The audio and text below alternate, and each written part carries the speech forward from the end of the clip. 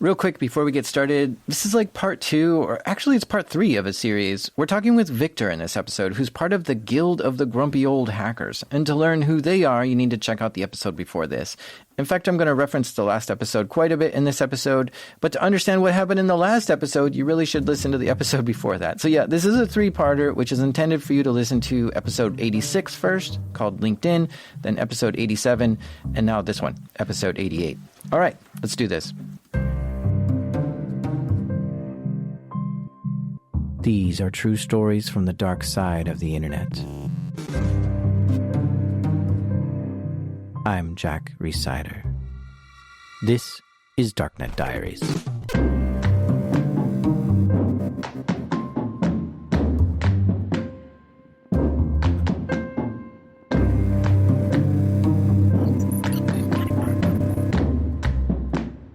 So we're picking back up with one of the members of the Guild of the Grumpy Old Hackers. We're talking with Victor, and I'm fascinated with his work. He's known on Twitter as 0xDude, and he's made a life out of filing coordinated vulnerability disclosures. He's a self-proclaimed janitor of the internet.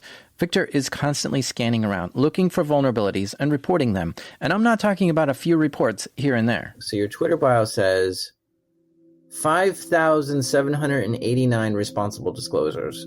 What? How? Well, that started like in 1998. That's a lot. So you're talking you've been doing responsible disclosure for over 20 years? Yeah, it's 22 years now. Huh? Yeah. All right, so let's actually go back to his first vulnerability disclosure. He used to go to a video store sometimes to rent movies when he was younger. Before Netflix, there were like these stores that you could go in and browse for the movies and borrow one for the night or whatever. The store wasn't far from his house. He'd head down there every Friday to pick up some movies for the weekend. Problem was, everyone also had that same idea. Friday evening, that was always rush hour. People piled into the store and pestered whoever was behind the counter. Hey, is this movie in? Or, hey, do you have this one yet? Or, I want to watch this one. Is it available? And employees would have to stop whatever they were doing and try to answer all these questions. And they got fed up with that. So the store installed a computer that customers could use to look for the titles themselves. But to Victor, this open and unlocked computer, which was connected to the store's network and inventory, really caught his attention. So he got on it, but the computer was locked down and only gave users access to search the store's inventory and what was in stock. You couldn't do anything else on this computer. But Victor took that as a challenge to see if there was something else he could do on it. That terminal, that was just a Unix terminal, and didn't have any security. But Control Shift F1, I could break out of the shell and just get access to that system. Bam! By just hitting Control-Shift F1, Victor could take over this computer. He could slyly pull up his account, reserve movies, and add credits to his account. He could see all the other people's accounts too, and take a look at what movies they'd checked out. Victor told the store that this new computer is a liability, and they said there wasn't much they could do about it because the company that wrote the software is really out of business.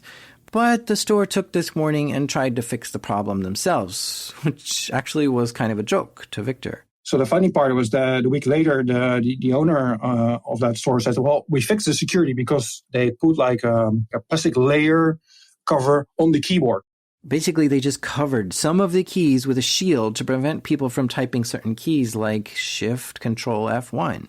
Victor told him that doesn't quite work, but the store disagreed. So Victor set out to prove them wrong. I used a paperclip, 2 paper clips to get under the plastic and still pressing those buttons. But Edward Paperclip Hands here screwed it up, and he hit the wrong key. I did like Control F2, which was the option for reboot server. And the server did reboot, but didn't start up anymore. So he was trying to prove to the store that the shield just didn't work, but now he made it worse and crashed the system on accident. He glanced over at the checkout counter. The employees were trying to scan the barcodes on movies, but it wasn't working. It turned out this computer had more than one job, and it wasn't just there to allow customers to search for movies. They had to write down everything by hand. So I created a little traffic jam. The store eventually got things up and running again. And what Victor learned from this whole thing was finding vulnerabilities on computers is fun, but if he was going to do this kind of work, he'd have to be more cautious. if I want to do the good thing, I have to be very careful. I have to be very descriptive, and I have to stay in conversation with the people who are responsible for those systems, and find a fine line between being helpful and being obnoxious. It was about the same time that Victor found himself at a crossroads in life. While he was working on these early vulnerability disclosures, this ethical hacking, he was also busy cracking software, which is illegal to circumvent copyrighted protections on software. And he realized this ethical dilemma, and he came to a realization. If I keep going in this direction, I will get nowhere.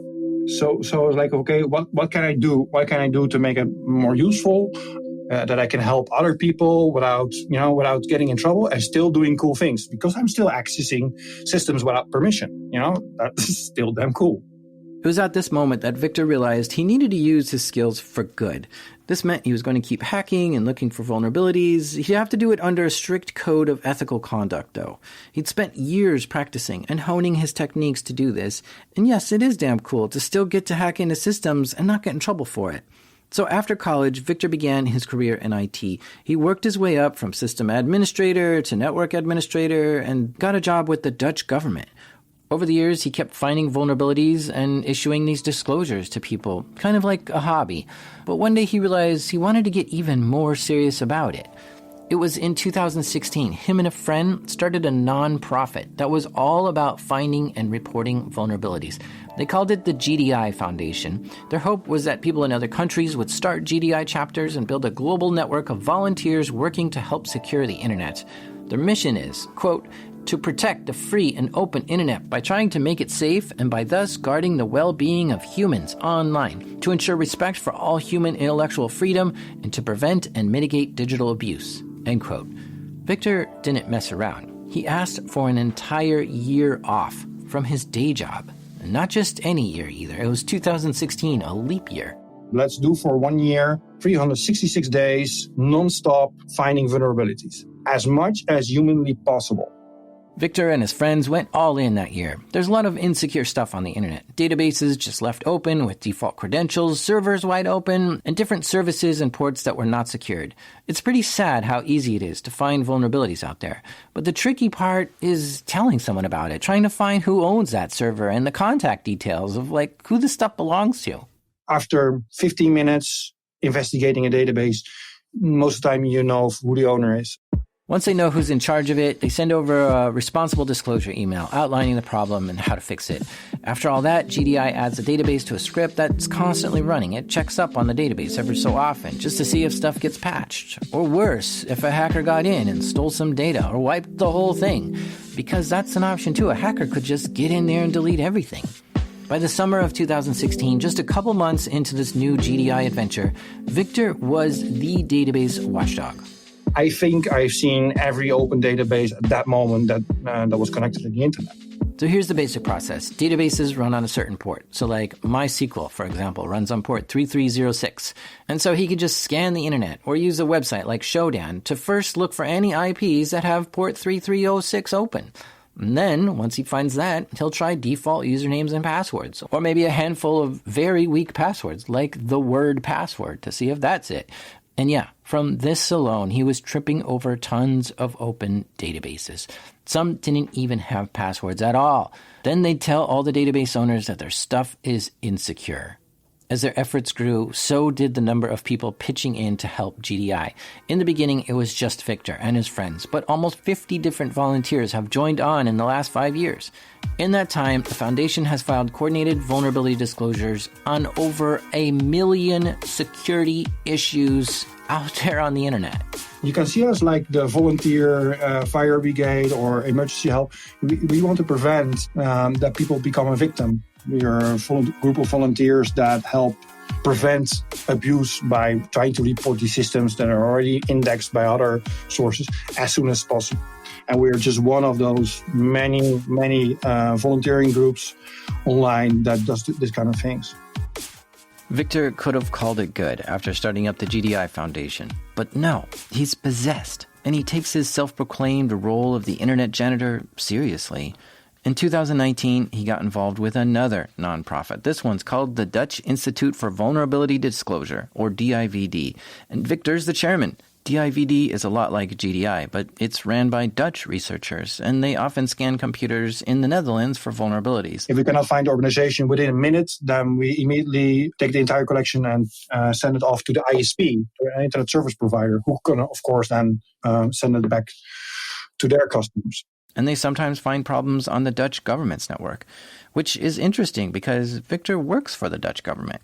By putting these communication frameworks in place and these agreements, we can, prevent that vulnerabilities stay longer online. Which is definitely a noble thing to do. But let's pump the brakes here for a second, because there's a catch to doing all this do-gooding. So let's talk about the ethics here for a second. Yeah. You are actively looking for vulnerabilities in companies that aren't asking you to look for vulnerabilities. Exactly.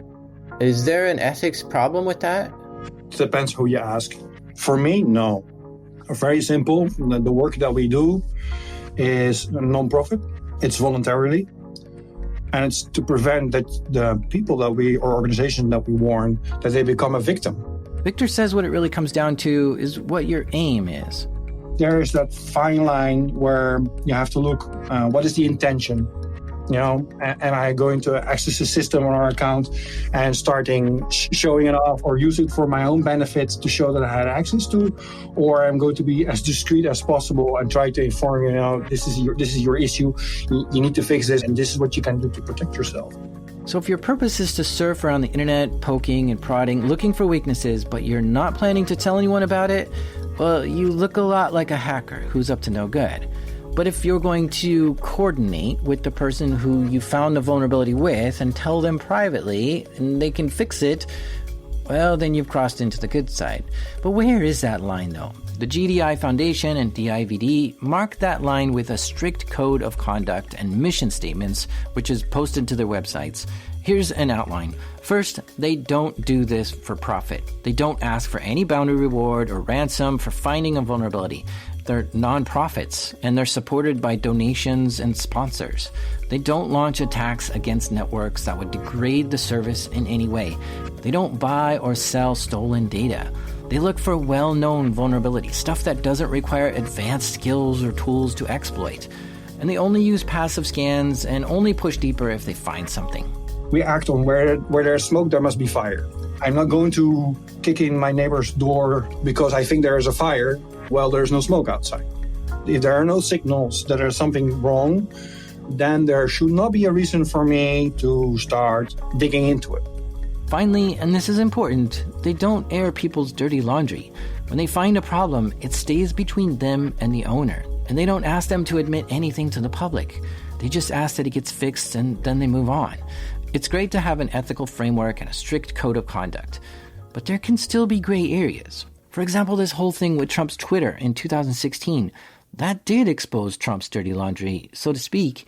It hit the news and everything, but I think they preferred it if it was done quietly. And so when you've got the world's attention, you have to tread a little more carefully. Okay, so as promised, the story of Victor's coordinated disclosure number 5780. See, I first interviewed the Grumpy Hackers back in October 2020, and I was going to post this episode right around election time. But then something happened, which really put a twist in the story. So it was just a couple of weeks before the US presidential election. Victor's Twitter feed is crammed with election coverage and conspiracy theories. Some people are yelling, these elections are rigged. People are going to try to mess with it, probably via social media. I was like, okay, it's interesting. Let's see which social media accounts are all, involved with this election. The presidential election of 2020 was a pretty volatile time. Disinformation was spreading everywhere. And yeah, if someone were to hack a political figure's Twitter account, it could have some serious consequences. So Victor was curious about the security of the Twitter accounts for the presidential candidates. He was looking at both their personal and official accounts. The personal ones are like @Joe Biden, @Mike Pence, @Real Donald Trump, and have blue check marks, which means Twitter has verified these people. But then there's official accounts like @POTUS and @VP, and these have a little American flags followed by US government account. So how can you check the security of these accounts? Well, it turns out if you type in the username, just a bogus password, it'll tell you two different messages depending on if you have two-factor authentication turned on or not. Victor figured out these error codes, which meant he could see if somebody had two-factor authentication on or not. So he went through a bunch of the presidential candidate Twitter accounts to see if they had extra security features turned on, like two-factor authentication. Since he already knew everyone's username, he would just go to the Twitter login page, type in their username, and then some bogus password. Let's try Biden. Okay, let's try Pence. Let's try the VP account. If it told him the error message, which indicated this had two-factor authentication turned on, he'd just move on to the next one. All those Twitter accounts are protected with extra security measures, except Donald Trump. Wait, what? Donald Trump's personal Twitter account didn't have two-factor authentication turned on in 2020 as the sitting U.S. president? After everything that happened 4 years ago, you would think that he would have two-factor authentication turned on, right? Well, he didn't. The president of the U.S. did not have two-factor authentication enabled on his Twitter account. And when Victor typed in a bogus password, it just said, that's the wrong password, which meant he could try again and again and again. Now, I only half blame Trump here. With all the stink that the grumpy old hackers made about this in 2016, Twitter should have absolutely required two-factor authentication for all major accounts. At least the president of the U.S. should have this required and enforced by Twitter, right? Maybe everyone with over 1 million followers should be required to have two-factor authentication enabled. Or heck, you could even enforce everyone with a blue checkmark to have it on, too. I'm just saying, any high-profile account is going to see attempts for people trying to log in as them, and this should warrant extra account security, right? I asked the CEO of Twitter about this, but he didn't respond. But actually, Twitter published a blog post a month before this, which says, quote, "We're taking the additional step of proactively implementing account security measures for a designated group of high-profile, election-related Twitter accounts in the U.S. Starting today, these accounts will be informed via an in-app notification from Twitter of some of the initial account security measures we will be requiring or strongly recommending going forward," end quote. They go on to say that these designated groups are people in the U.S. executive branch, which would be the president, as well as other members of government and political journalists. So it's clear that Twitter did take the steps to make this happen, but something clearly wasn't going as planned. Again, the CEO of Twitter never got back to me on why. This risk was there at that moment. Why? I don't know. I would like to know. A couple weeks before all this, Trump had been in the hospital for COVID-19. Maybe while he was there, a staffer was in charge of his Twitter and they just turned off two-factor authentication. Or maybe Trump turned it off because he was just tired of all these extra steps to get logged in. You know, this guy is over 70. He's like 74. My mother is the same age and has the same security sense. She also keeps switching off two-factor authentication because it's not convenient. It's a hassle. It's annoying. Whatever the reason, two-factor authentication was definitely turned off on real Donald Trump's account.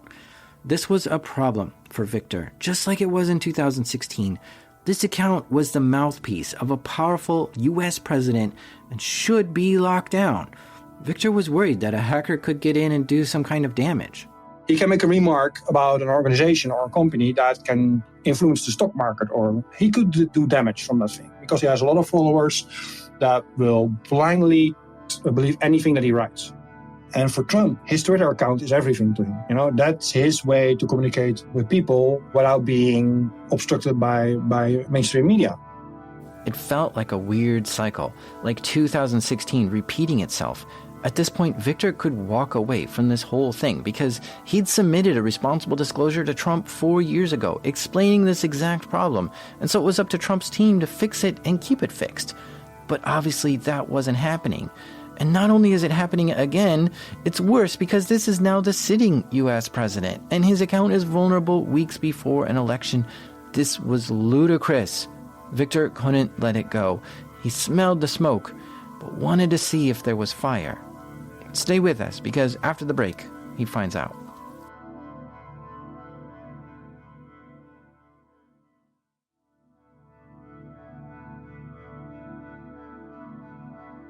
Victor decided to try to log in as Donald Trump on Twitter.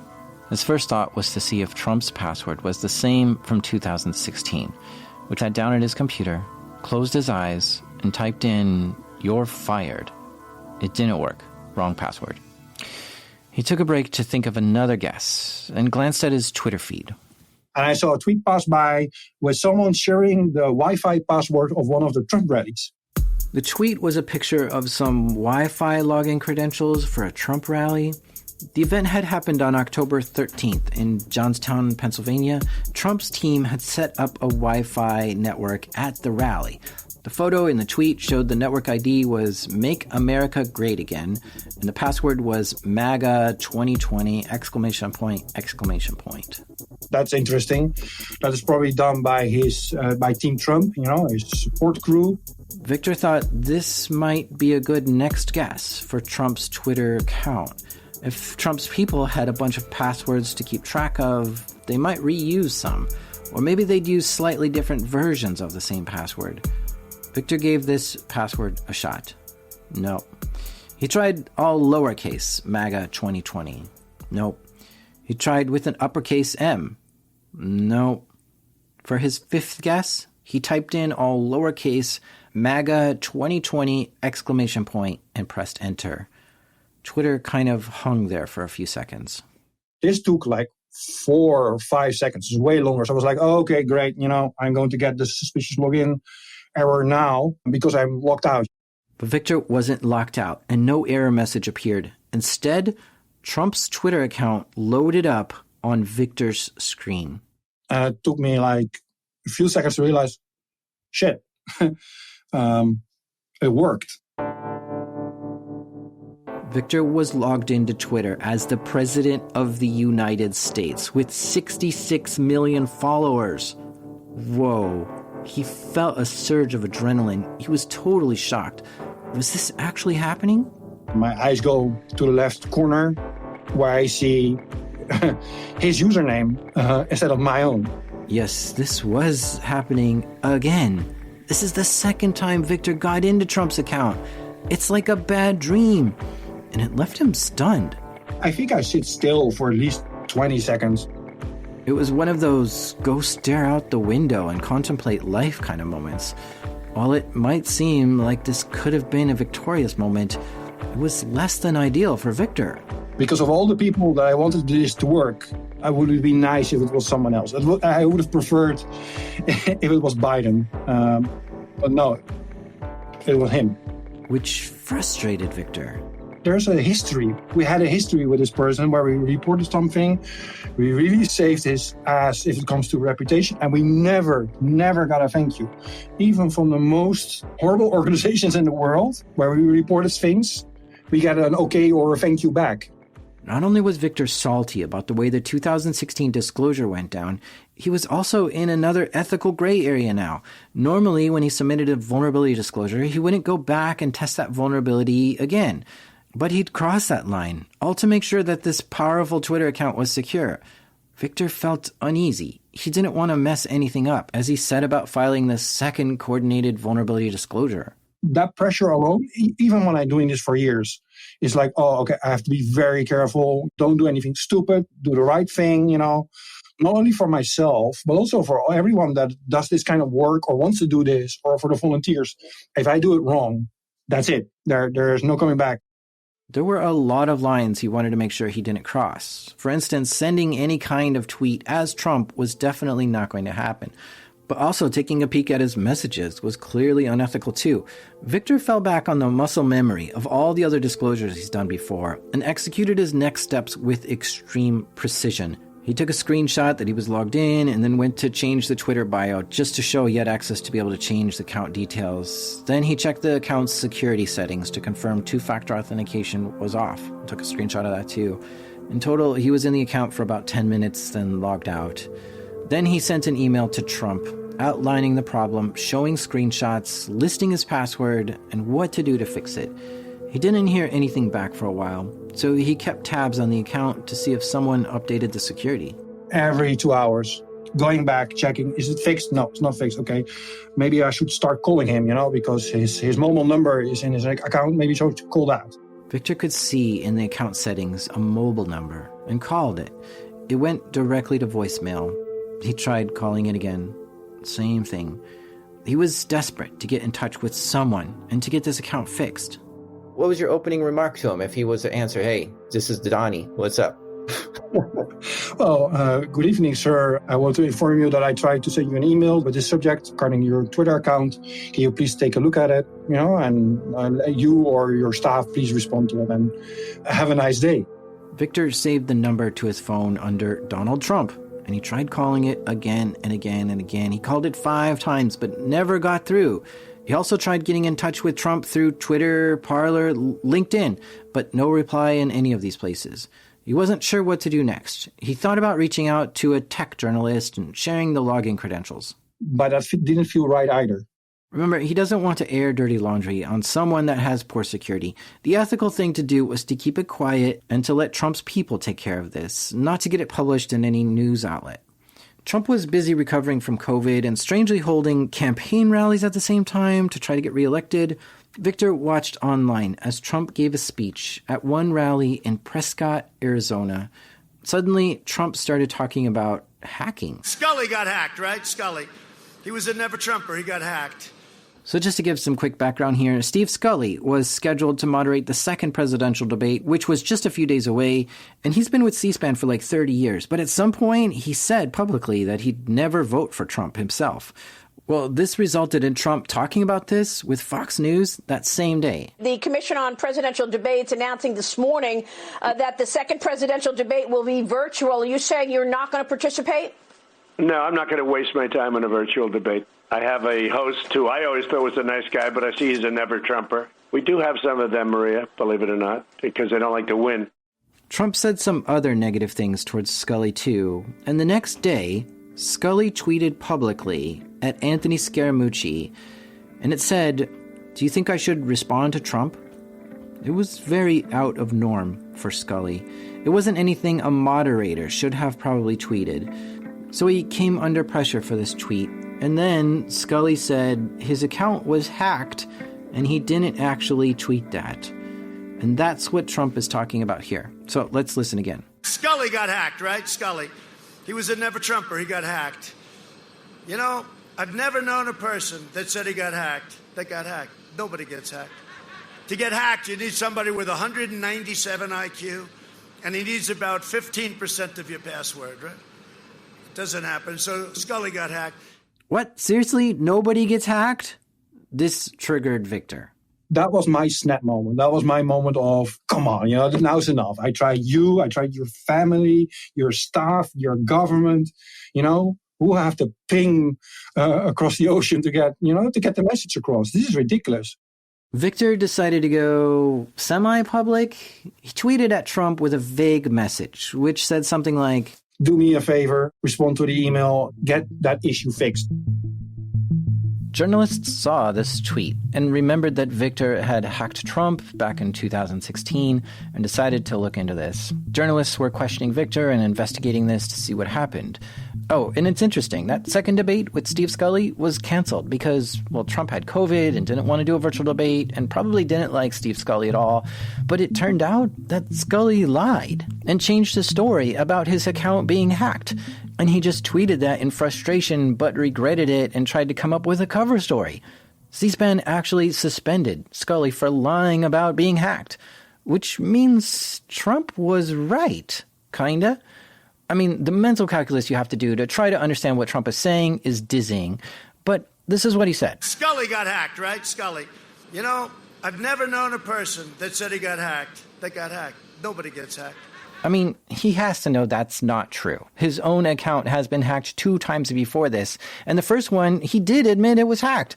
So by his own logic, maybe he lied about his account being hacked when someone posted Lil Wayne lyrics on there? But I'll give him the benefit of the doubt and assume he knows that, but was trying to say something else. It just came out wrong. And so what he was trying to say was that Steve Scully is a liar, which was true at the time. Scully was still holding on to the story that his account was hacked. So if that's what Trump meant to say, then he was right. Scully did lie about it. To get hacked, you need somebody with 197 IQ, and he needs about 15% of your password, right? But what the heck is all this crap about IQ and 15% of a password? This makes no sense to me. And this quote made quite the rounds in the Twitter security community. This was a ridiculous thing to say. And it really does highlight how little the president knew about computers and cybersecurity. But anyway, journalists made some noise about Victor's tweet, which really triggered a chain of events that ended with someone from the Secret Service reaching out to Victor. Looking back, that was not the correct thing to do, because normally we don't do that. I should have kept my mouth shut. But was it necessary? Yeah, there was no other way. On the phone with the Secret Service, Victor was flabbergasted to find out they weren't aware of the 2016 Twitter hack he did on Trump. I guess in 2016, Trump wasn't president yet, so he must have had a different group of people taking care of him then. I don't know why they didn't know. So for me, that shows that even when you report things to a government, not everyone are always immediately aware of it. Which can lead to history repeating itself like it was right then. Victor forwarded his coordinated disclosure to the Secret Service. They said they'd investigate it and take care of things. And after he got off the phone, that was case closed for disclosure number 5780. Victor hacked Trump a second time. He'd felt good that he'd gotten through to someone in authority and that somebody was doing something about this. But then Twitter and the White House denied that all this happened. What Twitter says is we don't see evidence in our log files. That's not denying it didn't happen if you take it very literally. The White House was very clear from this is absolutely true, this never happened. Twitter did say in a statement that was widely circulated by news outlets that they hadn't seen any evidence to corroborate the claim. They also added that they upped security for high-profile election-related Twitter accounts in the U.S. A quote from the White House Deputy Press Secretary Judd Deere also spread around. He denied the claim, saying it was, quote, absolutely not true, end quote. But Victor had all this evidence. And so to see these denies was just flabbergasting to him. I guess with the election so near, the White House just didn't want the bad press that Trump's password was MAGA 2020 exclamation point. But now Victor's name was all over this news story. The wider world became aware of what he did. And you might guess that not everyone thought he did the right thing. You should see the DMs that I got. Wow. What were they? Most of them were very supportive, but there were people that don't know me personally or know the work that I do. And they reacted like from, why you do this? You're a fraud. You do it for the money. That kind of remarks was like, okay, apparently you don't know me at all. It's fine. You know, I respect your opinion. But looking back, if I could have done differently, if I could have done this quietly, yeah, that would have been better for all parties involved. Some people also called Victor out for doing unwanted pen tests against Trump, raising again the ethical question, is it okay to test someone's security if they didn't ask for it? To verify that someone's account or an election or a person itself is at risk, I don't see that as an unwanted pen test. If you look technically to the law, then you're accessing a system without permission. True. So you're breaking a rule, but are you breaking a rule with the intention to do good? Victor believed what he was doing was for the greater good, to help secure the president's Twitter account. He also said his definition of a pen test is to use any tool to get in and just stop at nothing. He says he didn't do that. He saw the potential of a problem and took limited action to investigate. If the first try would immediately give that error message, then I would have moved on and, I would be busy doing something else. If Trump had two-factor authentication turned on, this would have never even been a story. And looking back, busy doing something else sure is a nice thought, because Victor's saga with Trump was about to take a turn for the worse. It all started after U.S. authorities reached out to the Dutch government and asked someone to take a look into Victor's claims. I was asked to testify, to show the evidence that I have, the way that the responsible disclosure was done, the investigation, the handling of it, the communication. This was heavy. This was a criminal investigation, which I don't think the Dutch government took it upon themselves. It seems to me that the White House was pushing the Dutch government to conduct this investigation. And for Victor, it wasn't a good look. It was really stressful too. Yeah, sure, he was getting weird DMs and getting called out online, but now he was under a criminal investigation in his own country. And there were major consequences for this. If the public prosecutor's office decided he was guilty, this could be big problems for him, especially if he were to get extradited to the U.S. I could lose my job. Even they say you're guilty, but you will not be punished. That will be enough for me to lose my job, because a civil servant is not allowed to have a criminal record. And when I cannot work for the government anymore, that means I have to stop my volunteers work that I do in my own free time. So I will lose everything. Victor says his employer with the Dutch government was nervous too. They knew Victor was passionate about cleaning up the internet, securing all those thousands of open ports and databases, but all this bad press about Trump was putting pressure on his employer, and sometimes that alone is enough to get you fired. Simply that your employer doesn't want to go through the stress of handling this incident, because what Victor did was making some pretty big news. When you enter the Twitter account of the President of the United States, that is something else. This was all turning into a nightmare. The pile-up of stress reminded Victor that, just like in 2016, the timing of all this, with the election just a few weeks away, added extra stress to the situation. It was the most horrible timing if it comes to a case like this. When the Dutch high-tech crimes unit came knocking, Victor spent hours answering their questions over the course of a day. They want to make sure that I did everything according to the book, with the best intentions, as I say so. I have to be able to prove that, of course. Victor showed them everything. Screenshots, emails, phone logs. Everything that he showed was what he did, how he did it, and how he tried to get in touch with Trump. And he had to sign a witness statement. He felt solid about how he handled it, though. He had stuck to his strict code of conduct and hadn't done anything evil while in Trump's account. There were things he was careful not to do. Do not send DMs, do not put flags or, tweets or anything else. Don't do anything bad, because that will be unexplainable. He also felt good about working with the high-tech crimes unit. These aren't technology amateurs. They're experts, too, and have a good understanding of cybersecurity. For me, it's nice to know that someone is handling and looking at the case, knowing exactly what's going on. Yeah, because if someone had investigated this case and didn't understand the depth or nuances of the situation, this could have made Victor look like a criminal. But Victor would have to put those good vibes aside, because the ultimate decision about whether or not he committed a crime was resting with the public prosecutor's office. His professional life and nonprofit work were left hanging in the balance for weeks. There is no more ethical way to do this. If there's a better way to do it, sure. Then the next time we will take certain steps, or we do it probably different, or hopefully better. This was done in the best way possible at that moment. Still, if it's with the best intention, you're breaking the law because of a very good reason. This case was on the line of, okay, if you do this, then it's acceptable. If you do that, then it's not acceptable. Where is the line? What Victor did have going for him was his 22-year history of ethical hacking and responsible disclosures.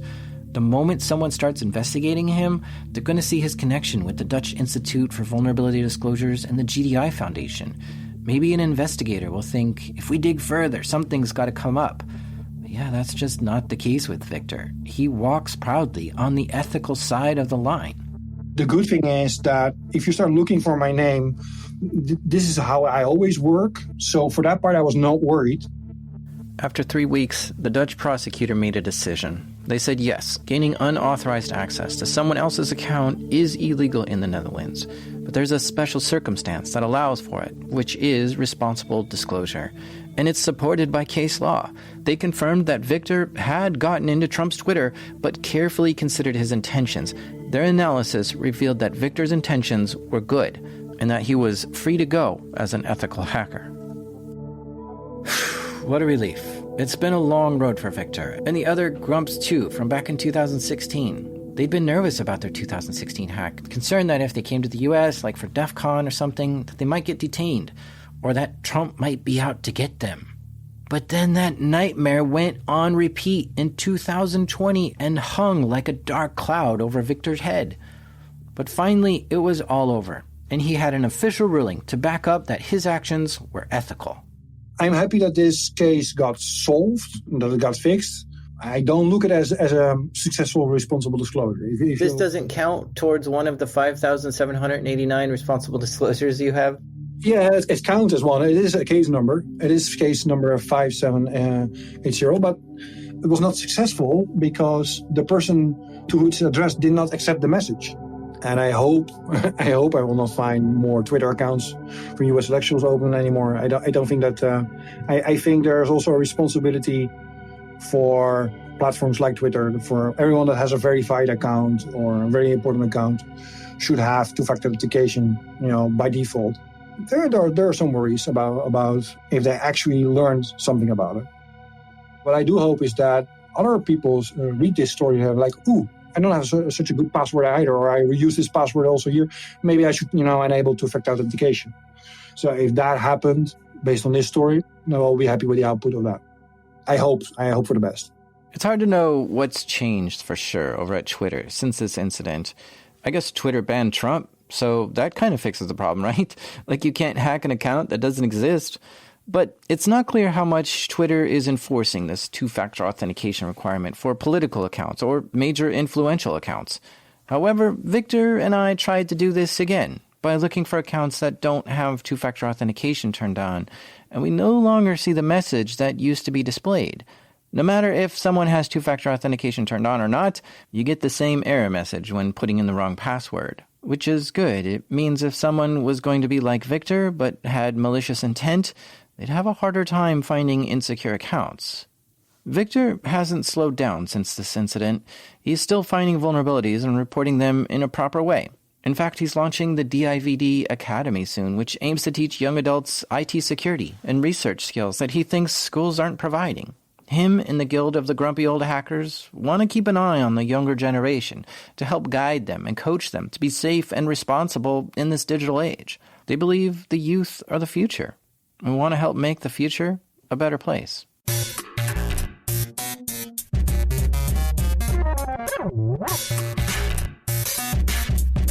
A big thank you to Victor for sharing your adventures with us. You can follow Victor on Twitter. His name there is 0xdude. And you can find links to this story on darknetdiaries.com. The other day, someone told me they got into a rideshare and the driver was listening to Darknet Diaries when they got in. And the show was so interesting that they just made the driver keep driving around town until the episode was over. If you're that kind of listener that gets hooked on this show and love it when new episodes come out, please consider donating to it to show your support through Patreon. By giving, it sets a new standard of how you support content that you like and want to see more of. Visit patreon.com/darknetdiaries to donate. Thank you. The show is made by me, the guy who's been wearing a mask all his life and doesn't even know how to take it off anymore, Jack Rhysider. This episode was produced by the font-conscious Charles Bolte. Original music and scoring for this episode was done by the melodic Garrett Tiedemann. Editing help this episode by the True Type, Damien. And our theme music is done by the still-spinning Breakmaster Cylinder. And even though I've got nothing against bots, some of my best friends are bots. This is Darknet Diaries.